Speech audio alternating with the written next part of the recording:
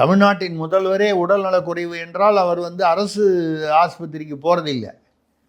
அவங்க அப்பா பேரில் கலைஞர் கிங் இன்ஸ்டியூட்டை பேரை மாற்றி கலைஞர் நூற்றாண்டு மருந்தகம்னு சொல்லி அதெல்லாம் பெருசாக வந்து இவ்வளவு கோடி செலவெல்லாம் பண்ணிட்டு கடைசியில் அங்கே போனாரா? இல்லை, ஒரு தனியார் ஆஸ்பத்திரி தான் போகிறாரு.